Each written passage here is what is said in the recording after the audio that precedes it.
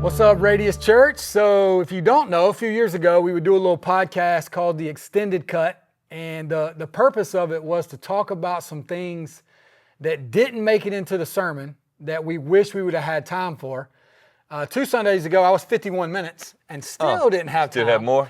to get it all across. And so we're taking another run at this thing. It's a great way to bring some different guys over the course of weeks up here, other than me and John, and also just update you on what's going on. So I'll start by asking John.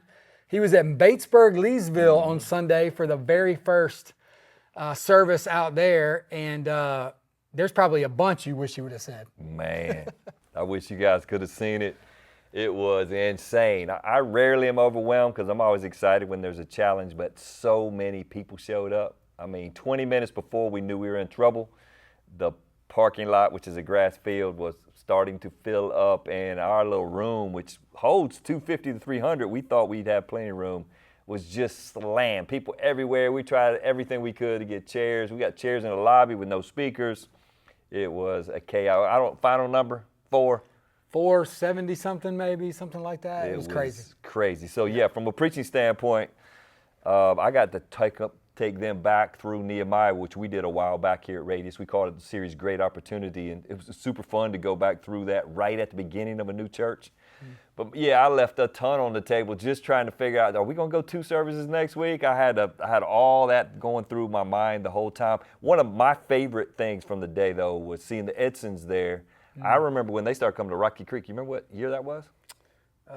Probably 2019, something 2019? like that. Yeah. I can remember meeting them outside of Rocky Creek Elementary before we even opened Centerville, and it was their first or second Sunday, driving from Batesburg, and thinking, we'll probably plant sometime in Batesburg. You know, had no idea it would be 7, 8 years later, but the way the Lord has made a way for that, and then to watch the number of people come it was crazy. Yeah, and to say that Rod and Christy Edson know everyone in Batesburg-Leesville is not an understatement. That's not an understatement. Yeah, Rod's sister Whitney also was at Centerville, and literally, I would ask people at Centerville, I'd be like, "Now, who invited you?" Whitney. Yeah, So yeah. it's really crazy. exciting for them. So you had Sloth. What'd y'all do?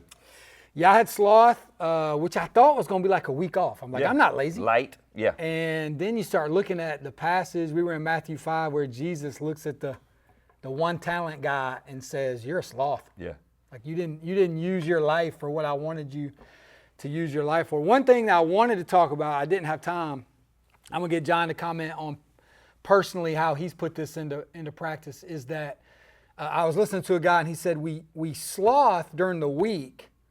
We end up working 70%, slothing 30% our whole life, because we don't adopt the rhythm that God has set for us, which is work 6 and take a full day off. Right.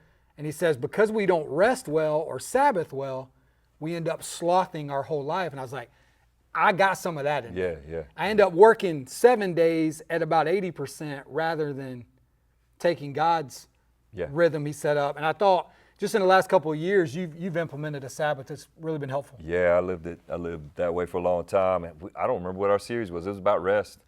But we were preaching it, and I started getting convicted that I don't take a day off a week. And so that started about 2 years ago, and I'm pretty disciplined about it. A funny story is the 2 days I worked on the day I was supposed to take off, I got sick the next day. So like immediate accountability was just good for me.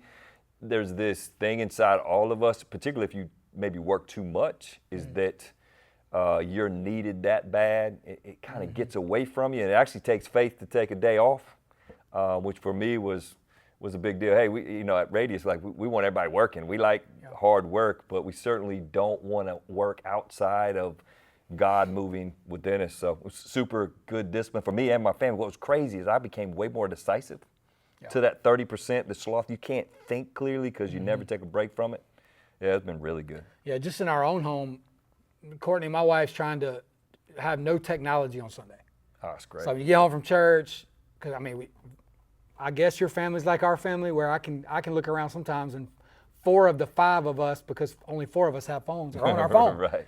And so to have one day where you kind of take a break from that, you actually end up getting more out of your 6 days when you rest No well question. one. No question. But we all have that inner defense lawyer Oh, yeah. And I play it all the time. I'm like, I'll just work half a day Saturday. Right. And that's just not really what the Lord said.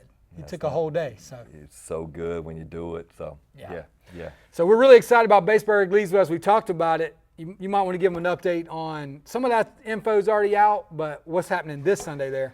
Yeah, so I made a crazy statement about 3 weeks ago. The one thing we won't do at Batesburg-Leesville is go 2 services before January. And literally, we've been there one Sunday. We're going 2 services next week. So 2 services at Batesburg-Leesville, be 9 and 11. So if you're out there, if you're taking this in, come to one of those services. We got to figure it out as best we can, and we'll keep hustling to figure out all the details. But that'll at least make the room a little bearable. We look forward to it. It was a great time last Sunday, but it'll be fun having a few less people in the room actually for one of those 2 services. And at Batesburg-Leesville, we're kind of dipping into the 7 Deadly Sins series, but also just doing some vision and really want the new folks out there to learn who we are, who Radius is, some of that DNA. Yeah, I get to. We're going to walk through our 5 words, which we say are marks of a disciple. So it'll be kind of fun to land that at Batesburg-Leesville since they're just getting started, and we'll do that across all campuses as we go. I also get to share a couple cool stories that we've heard lately. Yeah. We got to replace all these windows in a seminary in Ukraine just recently. You guys, if you're participating financially, I think it was $17,000, maybe $600. I heard that on Carolina. They shared that when they were talking on Sunday night. And then I got to be over at Wendy McCutcheon's house last night with Cheryl, and she's showing slides and some video of going to Cambodia. You guys, we sent $20,000 over there, and they were just celebrating how much of a difference that had made for folks that were, I think they make $5 a day, something like that. It was very cool. So all that, when we think about our 5 words, abide, belong, serve, give, and go, like it pays dividends here in our own souls, but then across the world, it's cool to see. You got a boring subject on Sunday, sounds like. Yeah. Got lust coming up, and it's hard. It's tough. Yeah. It's tough. It affects everyone in the room. It is a great one to invite a neighbor to because everyone's dealing with it on some level. Yep. And so the hope on Sunday at Lexington and Centerville, a few of our other campuses will be talking lust. I think Radius, Southside and Carolina are a little bit on a different rhythm with college students coming back.